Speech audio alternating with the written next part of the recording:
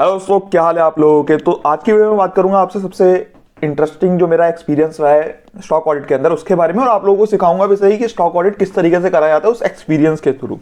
अब यार देखो, आपसे मैं इतने सारे एक्सपीरियंसेस शेयर करता हूँ, होपफुली आपको मजा आ रहा होगा, बट काफी सारे लोग ऐसे हैं जो वीडियो लाइक नहीं करते। अब आपको पता है सीए ऑडियंस हमारी काफी कम है, ठीक है।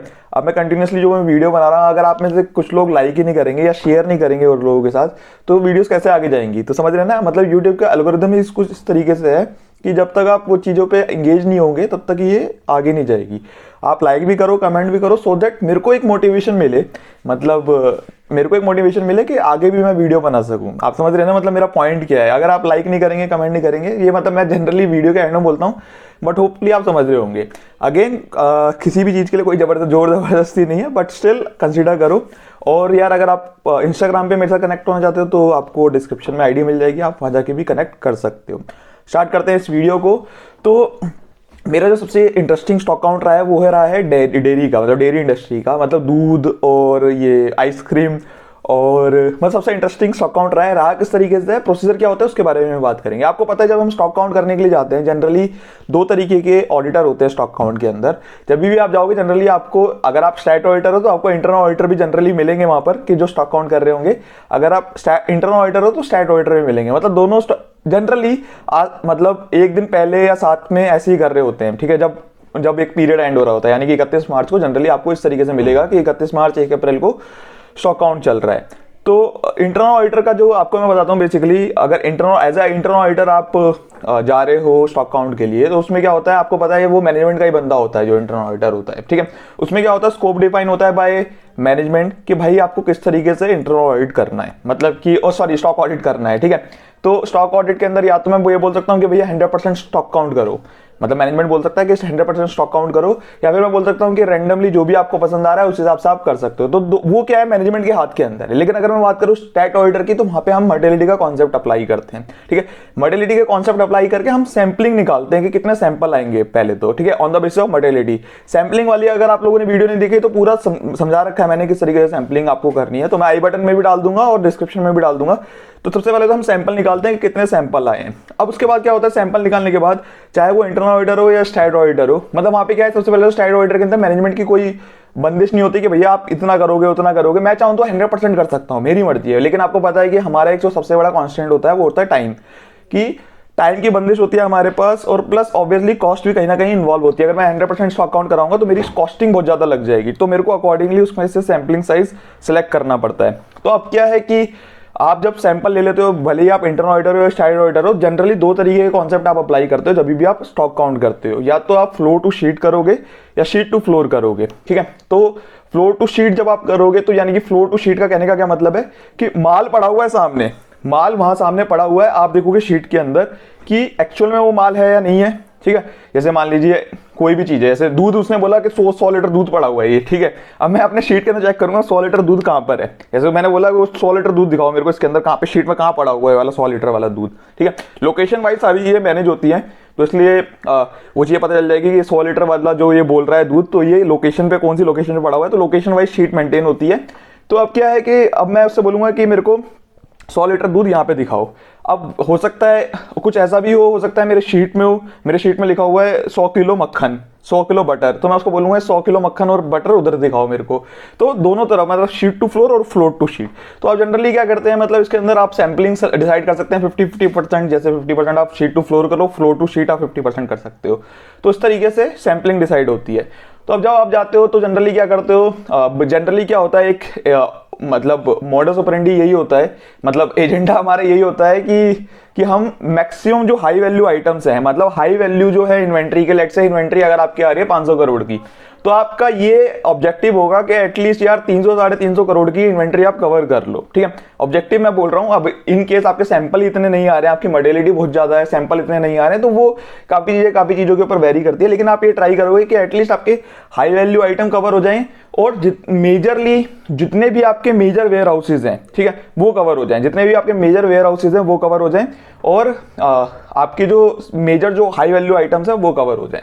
तो इसी हिसाब से हम क्या करें, हम लोगों ने डिसाइड करा और हम लोग गए ऑडिट करने के लिए। अब हम लोगों ने देखा, अब क्या था कि मैं तो एक लोकेशन पे गया था, तो वो जो डेयरी की एक लोकेशन थी, मैं वहां पे गया। तो जैसे ही हम अंदर घुसते हैं वहाँ पर क्या है कि बिल्कुल चिलिंग सेंटर होता है वो पूरा, मतलब जैसे ही आप अंदर घुसते हो तो भैया एक तो खड़े नहीं हो सकते आप, ठीक है। जैसे ही मैं अंदर घुसा मैंने कहा, मैं हाथ हिलते हिलते ऐसे कांपते कांपते दिख रहे हैं आपको मेरे हाथ, ऐसे कांपते कांपते मैंने पूछा कि भैया ये जो आइसक्रीम है कहाँ पर है ये आइसक्रीम, तो उन्होंने दिखाई यहाँ पर है। तो वो क्या है कि मतलब ऑनेस्टली ऐसा होता है कि हाँ ठीक है ठीक है, मतलब आप खड़े नहीं हो सकते उसके अंदर, इतना इतना डिग्री माइनस डिग्री उसका ना टेम्परेचर होता है कि आप खड़े नहीं हो रह सकते आप उस चिलिंग सेंटर के अंदर। तो फिर भी कैसे हिम्मत करके मैंने ठीक है सर ठीक है लिख लिया, ओके 10 है 10 आइसक्रीम है, ठीक है सर भागो भागो। तो कम से कम मैं उस चिलिंग सेंटर से जहाँ पे आइसक्रीम थी, तो वहाँ से क्या है कि कम से कम मैं बहुत बार बाहर आया था, तो मैं हर 1 मिनट बाद बाहर आ जाता था, हर एक मिनट बाहर आ जाता था। तो जो क्लाइंट का बंदा था वो यही कह रहा कि सर क्या हो रहा है, क्या कर रहे हो आप, क्योंकि उनको तो आदत है यार, ठीक है, वो तो डेली बेसिस पे वहीं अंदर घुसे रहते हैं, उनको तो आदत पड़ गई है, लेकिन मेरे को तो आदत नहीं है ना। मैं तो पता नहीं क्या क्या लपेट कर ओढ़ कर गया था, फिर जाके मैं नहीं कर पा रहा था। लेकिन वो तो जस्ट एक कुछ उन्होंने पहना हुआ था, मेरे को एग्जैक्टली उसका नाम याद नहीं है, कुछ सूट सा पहना हुआ था जिसका ना ठंड नहीं लगती, तो वो पहन के जा रहे थे। बट वो तो अंदर खड़े हो रहे थे, आराम से खड़े हो रहे थे, वो बता भी रहे थे, बोल भी पा रहे थे, मैं तो बोल भी नहीं पा रहा था ढंग से ठीक है। तो इस तरीके से हो गया था। प्लस उसमें मतलब यही चीज़ें थी। फिर हमने क्या करा कि आइसक्रीम मतलब इसके अंदर जो मतलब चीज़ें आपस में गिनना ही, मतलब चीज़ें गिनना कि कितनी क्या चीज़ है उसके अंदर, कितनी आइसक्रीम पड़ी हुई है। उसके बाद वही उन्होंने फिर हमें आइसक्रीम भी दी कि सर लो आइसक्रीम भी खाओ आप।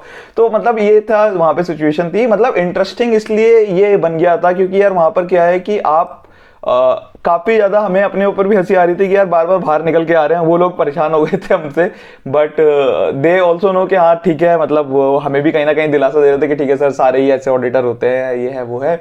तो बताते हैं हमें, बाकी भी कहानियां भी सुनाते हैं कि पहले क्या हुआ था, क्या कैसे क्या हुआ था। तो हम लोगों ने वहाँ से करा अपना स्टॉक काउंट करा, और स्टॉक काउंट करके मतलब जो भी डिफरेंसेस थे, हम क्या करते हैं जो भी डिफरेंसेस निकले फ्लोर टू शीट या शीट टू फ्लोर के अंदर, वो हमने साइन करवाए और फिर हम वापस आ जाते हैं। उसके अंदर हम क्या करते हैं, फिर उसके बाद एक्सेल शीट आपको मेंटेन करनी पड़ती है, जो भी एक्सेल शीट होती है प्रॉपर, कि वहाँ पे आपने साइन करवा के आ गया फिजिकल शीट के ऊपर, ठीक है। फिर उसके बाद आपको एक लोकल शीट मतलब एक्सेल शीट मेंटेन करनी होगी, कितने आपको मिले, कितने आपके सिस्टम में थे, कितना डिफरेंस आया, ये सारी चीज़ों की एक शीट मेंटेन होती है एक्सेल शीट। फिर ये जाती है आगे, जो बंदा आगे कर रहा है, मतलब यानी कि जो हेड कर रहा है उस पूरे ऑडिट को। तो उस समय पे मैं हेड नहीं करा करता था, तो उस समय पे मैं एक लोअर लेवल का बंदा हुआ करता था। तो उस समय पे मैं मतलब मेरे को कमांड दी जाती थी कि जाओ भैया जाके ऑडिट करके आओ। तो अब ये हुआ और तो फिर वहाँ पे बस इस तरीके से हम लोगों ने ऑडिट कंप्लीट करा। आगे जो है डिलीवरेबल अपना जो एक्सेल शीट है वो मैंने आगे दे दी। फिर वो क्या करते हैं, वो कंबाइन करते हैं सारी शीट्स को, और जो भी ऑब्जर्वेशंस होती है, अगर आप एज एन इंटरनल ऑडिटर काम कर रहे हो, अगर आपकी कोई भी ऑब्जर्वेशन होगी that you have to tell to the management. और अगर आप स्टैट्यूटरी ऑडिटर हो then also you have to tell to the management and accordingly decide कि क्या इंपैक्ट होगा आपके फाइनेंशियल और ऑडिट रिपोर्ट के ऊपर, that you have to decide. अगर आपको कोई डिफरेंसेस मिलते हैं, if the client adjust that difference in the financial statement, और आपको लगता है कि उसकी वजह से कोई इंपैक्ट नहीं है, तो फिर आप अपनी जो ऑडिट रिपोर्ट है वो अनमॉडिफाइड दे सकते हो। बट इनकेस अगर कोई इंपैक्ट है और वो क्लाइंट चेक ठीक नहीं करता उसको, तो आपको क्या करना पड़ेगा, उसको मॉडिफाइड ओपिनियन देना पड़ेगा।